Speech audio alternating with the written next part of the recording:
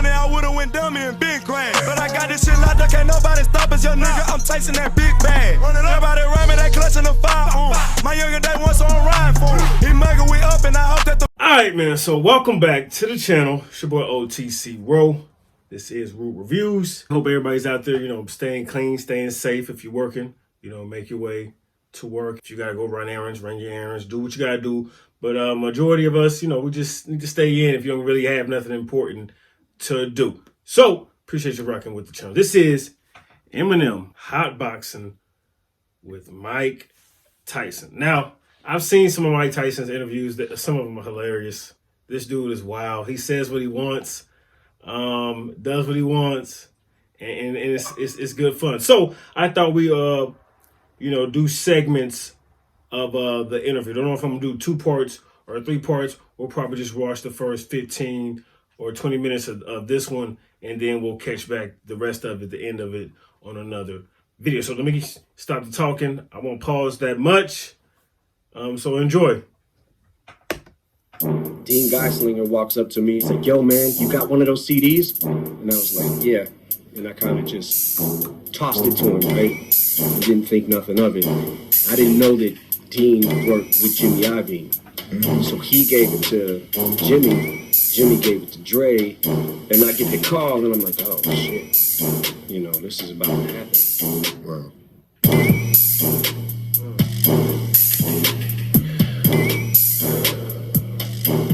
What's up, everybody? Welcome to an On the Motherfucking Road hotboxing. I'm Evan Britton. And I'm Mike Tyson. And we got motherfucking Eminem in the house. Shady in the house. Yeah, you got Marshall right now. Oh, no, Shady's Marshall. like, this on? Yeah, it's on. Yeah? Yeah. Okay. Well, I'm so excited, man. I if I start getting weird, just stop me. It's all good, man. Weird is good on this show. Okay. Yeah, we get a little weird. Mike, let's get on this show. Yeah, no, I know we met at Kimmel, and I didn't get a chance to we didn't get a chance to talk, I'm such a fucking huge fan. Who is it? I can't even Thank you. I can't even I feel like a kid right now, man. This is crazy. I remember I listened to your first album. This was a long time ago. It really didn't go nowhere, but I listened to it, and I heard you talk about cuss. Oh yeah. Yeah, the first album, I believe it was. Yeah, man. I've seen pretty much every documentary, every fight I've seen, everything that's available. You know what I'm saying? I'm humbled right now. I feel like a kid again. Why did you become Two who goats. you were? Why did I become who I was? Yeah. Why would you want to do this? I just loved hip hop. And hold on, I feel like I just thought about what Vlad said. I feel like Mike Tyson might ask some tough questions, because this is his podcast. He don't give a damn. He not endorsed by Eminem, so he gonna ask what he want, and I fucks with Eminem doing more interviews though. We need that Vlad interview though. That'd be a good one. That'd be a good one. Up as a kid, I just, it was it spoke to me more than any other music I had ever heard before. From early Ice-T to Fat Boys, and then LL Cool J, Run DMC, Beastie Boys. And it just I don't know. It was I didn't first I was a fan of the music. You know what I'm saying? Before I even thought about rapping. Let's get Eminem on Breakfast Club too. I think I would like that one too. The one who made me first start writing rhymes. And I was 12, 13 maybe. And it sucked. I wasn't good, but I had to keep practicing. I gave it up for a little while. Then I started again back when I was 15 and started being able to kind of put songs together. And then I just was I'm starting to, I was never really good at much else, So I don't know. Once I found out I was decent at something, I just kind of focused and just, went for it. That's interesting, because I remember I was in a juvenile detention center, and we heard we heard rappers be we said, "What the fuck was that?" Yeah. Because we heard it in the streets in our neighborhood, but we never thought it'd be on the radio. Yeah. and it was on the radio. We were like, what the hell was that? And we were just all blown away. The fact that our music was being played on the radio. Yeah. You know. How about the fact that Rapper's Delight was like a seven some odd minute song? Yeah. And the radio played it. They played it from top to bottom. Like, it was so popular. It was all off the hook. Imagine that. And then Nucleus jam on it. Jam on it. Yep. Yeah. Maybe rock stations, but not hip hop stations. I was like, I never really like got into rock and roll or R&B or blues or anything like that. I just like I'd listen to songs on the radio or whatever my mom was listening to in the car, but once hip hop came along, I just felt like, man, this is like, I don't know, I just was all in. Yeah, hip hop was I just can't even imagine it. It gave you pride. Yeah. You know, like us being the prototype of hip hop. At the beginning of it, it gave us pride to know that our music, people talk the way we talk, was being on television, being on the radio and stuff. Yeah. It gave us a lot of pride back then. Yeah. And it's also like, it's just such a, if you think about like how hip hop from the start of it. Well, I was there. Yeah, and then it just like police out in the front of every hip hop club. You got the whole New York police station out in front of the club. Yeah, it was just, and if you went to a hip hop club and you were marked, people say, "Oh, yes." Even in your neighborhood, hardcore bebop hip hop, and it's, what the fuck you fucking with those niggas for, Mike?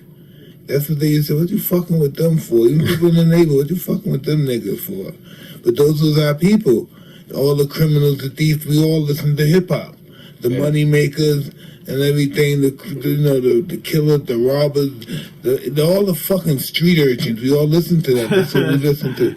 As soon as we listen to it, we enjoy it, but we surveying everything. We're looking at the people with the jewelry, the coats, the clothes, and looking right, and then we're getting ready to get them after the club is over. Yeah. And that's just what hip-hop was about. All the robbers and thieves would come in there, they enjoy the music, but after it was over, we going to rob. That's what hip-hop was about. Once Breakin' came out, Eminem face, he like, yeah. And then Crush Groove and Beat Street, man, it was like, it just put the whole culture of hip-hop on the map in a place where you could see with the music. You know what I'm saying? You had the visual, and you had you know, graffiti. You must say, "This is my way out." When you saw that, I didn't getting good. You must say, "This is my way out." When I started being able to put songs together, and I started like, figuring out like, well, I might be almost as good as that rapper. You know what I'm saying? So I'm gonna keep going, and then I start, I learned so much. Like I studied. How old were you when that started? Hip hop. The first time I heard anything, my Uncle Ronnie brought over a tape of the Breakin' soundtrack, and it had Reckless on it from Ice-T. Once upon a time, a DJ's task was just to play records. What more could you ask? I know Colors. Yeah. Colors was hard. My Uncle Ronnie started liking rap before I did, and then he kind of introduced me to it. And right around that time, I think the movie had just come out, and I saw the movie, and I was like, yo, I love it. And it just, I don't know, it just spoke to me in a way that no other music had spoke to me before. I understand that. How old were you when that's facts. That's a lot of people, That's how a lot of different people get into stuff that maybe not be of their norm, whether it be music, whether it be a sport, whether it be a hobby, whether it be a job. You find love for it. If you really love it, you put time, you put effort into it, and you make it happen as best as you can. And that's what Eminem did. And that's what I think he's just saying right there. Started putting it out there. Like started rapping or doing rap battles? Well, I had a weird trajectory. Like I was afraid, like I was afraid early on, like 15, 16 years old. I was afraid that to go into any clubs or anything like that to say my raps because I felt like I wasn't good enough yet. So I had to get to a certain spot. And then I was trying to I was just making songs. And one day I got a call from my boy Proof. And R.I.P. he Proof, was man. like, yo, you need to come up to the hip hop shop. R.I.P. Proof. And I was like, what is the hip hop shop? And he's like, yo, just come to the hip hop shop, write something, come up here. And Proof, remember Proof, Nani? He ran shit in Detroit. We me and him came up together, and we came up rapping together, but he would kind of go do his own thing, and then I'd be working at factories and stuff like that, and Proof was out there just like the movie on the grind, and he started making connections, and then he met Jay Dilla, Slum Village, and a lot of the early Proof was a mover, man. hip hop He was a was mover. exploding onto the scene. Proof was such a part of that, and I got a chance to, when I went to the hip hop shop, I was like, what the fuck? He was like, yo, I'll clear everybody out. I'll have 10 people, right? And you rap in front of them, and if they don't like you, they're gonna tell you they don't like you. if they do like you and they fuck with you, then So I went there, I said the rap, I got some people jumping around and shit, and I was like, okay, this might be it for me. And then that's when we started having battles at the hip hop shop. And we was having a battle every couple months or something. Yeah, every 2 or 3 months. But every Saturday, I would make sure that I didn't have to work till 4 o'clock because I was going to the hip hop shop every Saturday. So every Saturday for me was, and this is early 20s, was St. Andrews Hall on Friday night. Saturday, hip hop shop. Tuesday, Ebony Showcase. And then anybody that knows Showcase, he's a fuck. I gotta battle him tonight. He's here. Well, that's what happened. I started battling, and then in the hip hop shop, the first battle that we had there, I won it. But what we was doing, Proof was taking names and he was putting them in a hat. If you want to sign up to battle, you just put your name in the hat. He picks a name, picks another name. So it'd be Bizarre versus B Flat, and then they go at it, and it was and then me versus whoever. I remember one time I battled Conniver, who was in my group D12, but we weren't a group yet. I battled Vaughn, and then I just started I met a few people that got me out of just Detroit, and I went to 97 Scribble Jam, and I went all the way to the end, and then I lost to this guy named Juice, who to this day is still a really good fucking rapper. And I think that he's so good that it's okay that I lost to him. You know what I'm saying? But that's a big compliment. Is he still in Detroit rapping? No, this was Cincinnati. Yeah, the Scribble Jam was in Cincinnati. That was 97. And then from there I met Wendy Day, and she put me on her battle team. She had this battle team that was an event in LA called the Rap Olympics. And she put me on that team. I went out to Mike Tyson. He's like, oh, you don't say. and then got in that battle at the Rap Olympics, went all the way to the end and lost again. The last dude. And I was super discouraged. I just got evicted from my house. Had to break in through the back of the house. The dude that we was paying rent to, he wasn't paying the rent with it. So one day this is literally the day before I go to the Rap Olympics and thank God for Wendy Day, man, because she paid for my plane ticket. But that day, we're like, what the I come home from work, me and my boy, and we're like, what the fuck? All our shit is on the lawn. Oh, I know that very well. So, like Mike said, I know how that feel. Well, not on the lawn, not my shit outside, but I know how being evicted feel, bro. I'm talking recently. I got a video on my other channel if you want to go check that out. But yeah, man, that's it's discouraging for sure. It's discouraging. You gotta pick yourself up, but it's hella discouraging. On the eviction, man, and they decorate your fucking lawn with your furniture. Yeah, and people was rummaging through it and shit. Wait outside for nobody to take your shit. Yeah, yep. So that happened, and then I had to break into the back because I had nowhere to stay. So I had to break into the house through the back window, which was my old window. Broke in, slept on the floor, got up the next day, went to the Rap Olympics, and by the first prize was $500, and I needed that $500, man, and I lost, and I was fucking devastated. And then this kid, Dean Geislinger, walks up to me and he's like, yo, man, you got one of those CDs? And I was like, yeah, and I kind of just tossed it to him, right, and didn't think nothing of it. I didn't know that Dean worked with Jimmy Iovine. So he gave it to Jimmy gave it to Dre, and I'm back in Detroit now, fucked, right? I have nothing, like nowhere to go. And I get the call, and I'm like, oh shit, this is about to happen. Wow. Damn. Even though he lost. Didn't seem fast, did it to you, huh? Nah, I did not. Yeah. Nah. Yeah. Even though he lost, he still got. That's what I'm saying. You might lose, but you got to give it your best.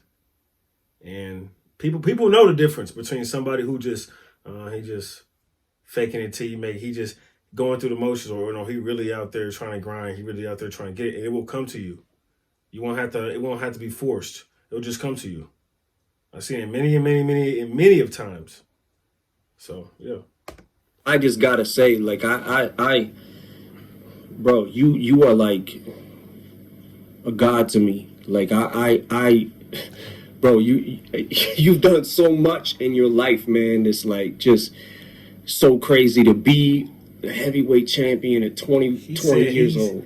Well, He said he's like a god to him. I'm just saying. Well, I'm saying though, but I'm just saying, man. Like I don't know. It takes a lot to be the champ. Like, it takes a lot, and I remember seeing the first couple fights when I was younger, when you were first starting to really pop. I had heard about, you seen this guy Mike Tyson? Man, he's knocking motherfuckers out in 10 seconds.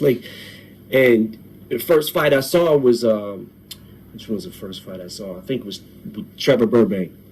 86, something like that. And man, you knocked him down 3 times with one punch. I was like, what the fuck? And ever since then, it was like, when you fight, somebody's getting knocked out. It's just a matter of what round. You know what I'm saying? Yeah, and it comes from humble beginnings. I had to, in order to be the champ, I had to get beaten a couple of times. Yeah. I had to learn. Yeah. Yeah, boxing is hard, man. It's hard. I've been boxing for 13 years. Or to be the champ, you got to get beat a couple times. That's facts, man. To be the champ, you got to get beat a couple times. Whether it's on the playing field, off the playing field, you're gonna have to lose. You're gonna have to take a couple L's. And I mess around with Emmanuel Stewart, and he's the best. Yeah, he's the best. Yeah, man. And all the champions back then. Yeah, Kronk Jim was just so fucking. Everybody was coming down here to see the fighters and stuff. Yeah. Emmanuel Lewis had all the celebrities coming down. He was the man back then. Yeah, man. Yeah, he was such a nice dude, and he would come over. He'd come over to my house, and we spar twice a week. He'd bring his boxers from the Crunk Gym. Ooh. I know Ricky Womack. Yeah, they were really great fighters. I remember the amateurs when we were fighting for the Olympics. Those guys were really great fighters. Yeah, man. And Emmanuel was this was 12, 13 years ago, right?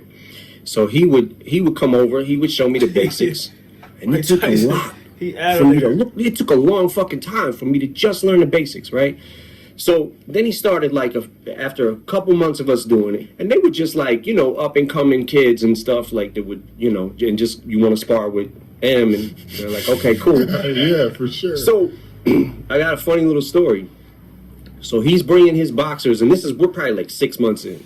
And he's bringing his boxers every week, right? And I'm getting my ass whipped, but I'm staying with him, right? I'm getting some good hits in. I feel a little bit good about myself.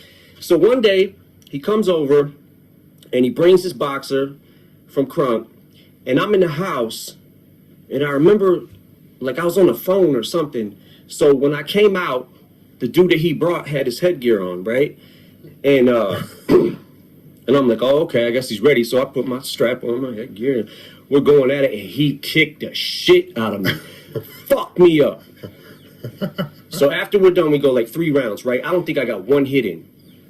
After 3 rounds, he takes off his fucking headgear. And I said, man, how old are you? He said, 14. I was like, man, I fucking quit. I'm done.